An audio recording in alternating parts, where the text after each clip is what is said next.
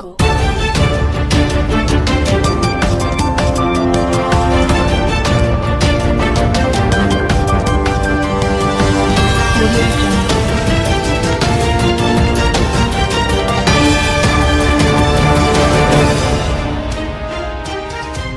નમસ્કાર મિત્રો, સ્વાગત છે તમારું આજના એક નવા વિડીયોની અંદર। તો મિત્રો, આજના સમાચાર વિશે વાત કરવાની છે એ પહેલા જો તમે ચેનલમાં પહેલીવાર આવ્યા હોય તો મિત્રો ચેનલને જરૂરથી સબસ્ક્રાઇબ કરી દેજો અને મિત્રો જો તમને વિડીયો પસંદ આવે તો મિત્રો વિડીયોને એક લાઈક પણ જરૂરથી કરી દેજો। તો મિત્રો, આજના પ્રથમ સમાચારમાં જોઈએ તો મિત્રો આજે ખેડૂતો માટે ખાસ અગત્યના સમાચાર સામે આવ્યા છે।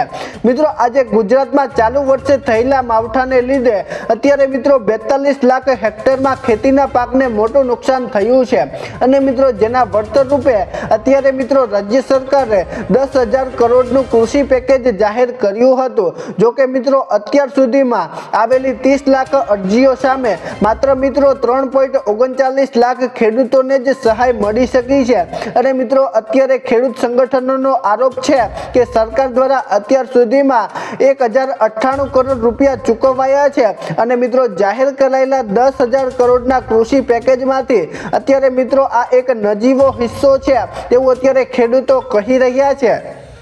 મિત્રો, ત્યાર પછીના સમાચાર જોઈએ તો મિત્રો જો તમે 18 વર્ષના છો તો મિત્રો આ 4 કામ તાત્કાલિક કરી લેજો। જો મિત્રો તમે 18 વર્ષના છો તો મિત્રો આ 4 દસ્તાવેજ અત્યારથી જ બનાવી લેજો। મિત્રો 18 વર્ષની ઉંમર પહોંચતાની સાથે જ યુવાનોએ ભવિષ્ય માટે 4 દસ્તાવેજો તૈયાર કરી લેવા જોઈએ। મિત્રો પ્રથમ છે વોટર આઈડી, જે મિત્રો મતદાન ઓળખ માટે જરૂરી છે। બીજું મિત્રો છે પાન કાર્ડ, જે મિત્રો બેન્કિંગ વ્યવહાર અને નોકરી માટે અનિવાર્ય છે અને મિત્રો ત્રીજું છે વિદેશ અભ્યાસ અને પ્રવાસ માટે પાસપોર્ટ અને વાહન ચલાવવા માટે ડ્રાઇવિંગ લાયસન્સ। મિત્રો આ 4 દસ્તાવેજ તમારે જો ન હોય તો મિત્રો તમે બનાવી શકો છો। મિત્રો આ તમામ દસ્તાવેજો હવે ચૂંટણી પંચ, CBDT, પાસપોર્ટ સેવા અને પરિવહન વિભાગની વેબસાઇટ પર જઈને તમે બનાવી શકો છો। મિત્રો ત્યાર પછીના સમાચાર જોઈએ તો મિત્રો યુજીસીના નવા નિયમે અત્યારે હોબાળો મચાવ્યો છે। મિત્રો યુજીસીના નવા નિયમોનો હેતુ અત્યારે મિત્રો દેશમાં ST, SC અને મિત્રો OBC વિદ્યાર્થીઓ સામે જાતિ આધારિત ભેદભાવ અટકાવવાનો છે અને મિત્રો આ મુદ્દાને ઉકેલવા માટે તમામ યુનિવર્સિટીઓમાં એક સંમતિની રચના કરવામાં આવશે અને મિત્રો જો કોઈ સંસ્થા નવા નિયમોનું પાલન કરવામાં નિષ્ફળ જાય તો મિત્રો યુજીસી કડક પગલાં લેશે તેવું અત્યારે કહેવામાં આવી રહ્યું છે અને મિત્રો જો કે તે સંસ્થાની માન્યતા પણ રદ કરવામાં આવશે અને મિત્રો ભંડોળ પણ રોકવામાં આવશે અને મિત્રો નિયમોની અંદર ખોટી ફરિયાદો સામે કાર્યવાહી કરવાની જોગવાઈ નથી અને મિત્રો જેને કારણે અત્યારે પુરાવા વિના ખોટા આરોપો પણ લાગી શકે છે। મિત્રો ત્યાર પછીના સમાચાર જોઈએ તો મિત્રો આજે સોના ચાંદીના ભાવે ઇતિહાસ રચી દીધો છે।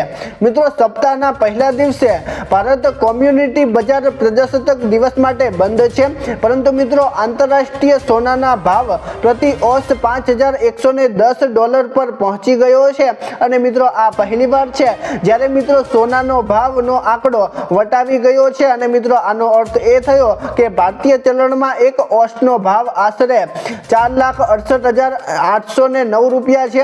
પરિણામે મિત્રો 1 ગ્રામ સોનાની કિંમત અત્યારે 16,351 રૂપિયા થાય છે અને મિત્રો અત્યારે સ્થાનિક બજારોમાં 1 કિલો ચાંદીનો ભાવ 3,17,705 રૂપિયા પર બંધ થયો છે અને મિત્રો આવનાર સમયની અંદર હજી પણ સોના ચાંદીની અંદર વધારો આવવાની શક્યતા છે તેવું અત્યારે નિષ્ણાંતો જણાવી રહ્યા છે। મિત્રો ત્યાર પછીના સમાચાર જોઈએ તો મિત્રો આજે બધું બંધ, ઇમરજન્સી જાહેર કરાઈ છે। મિત્રો યુનાઇટેડ સ્ટેટ્સમાં બરફના તોફાને અત્યારે તબાહી મચાવી છે।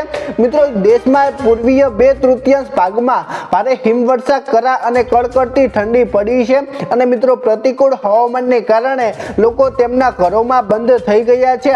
જો કે મિત્રો ન્યૂ મેક્સિકોમાં 10 લાખથી વધુ ઘરોમાં અત્યારે વીજળી પુરવઠો ખોરવાઈ ગયો છે અને મિત્રો તોફાનને કારણે રવિવાર 10,800 થી વધુ ફ્લાઇટ પણ રદ કરવામાં આવી હતી અને મિત્રો 17 USA રાજ્યો અને વોશિંગ્ટન ડીસીમાં અત્યારે હવામાનની અંદર કટોકટી જાહેર કરવામાં આવી છે। મિત્રો ત્યાર પછીના સમાચાર જોઈએ તો મિત્રો આજે અંબાલાલ પટેલે ઘાતક આગાહી કરી છે।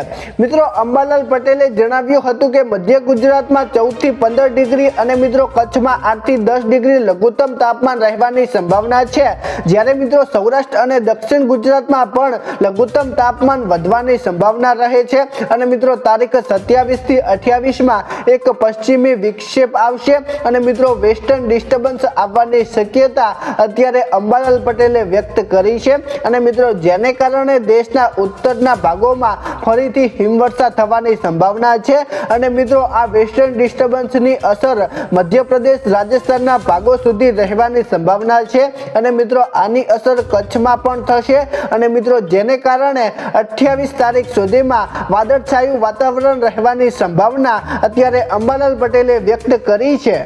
મિત્રો ત્યાર પછીના સમાચાર જોઈએ તો મિત્રો ગુજરાતના તમામ ખેડૂતોના દેવા માફ। મિત્રો અત્યારે ખેડૂતોના દેવા માફીને લઈને અગત્યના સમાચાર સામે આવ્યા છે।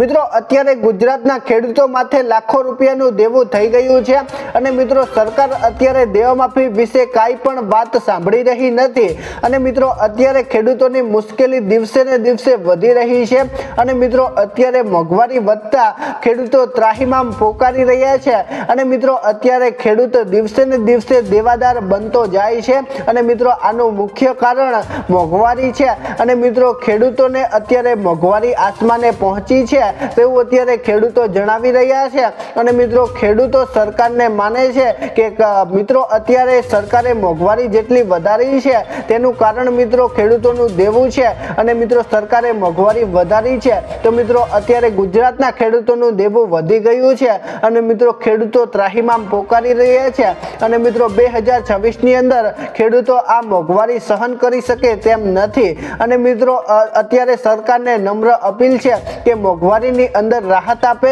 કાં તો મિત્રો ખેડૂતોના દેવા માફ કરે।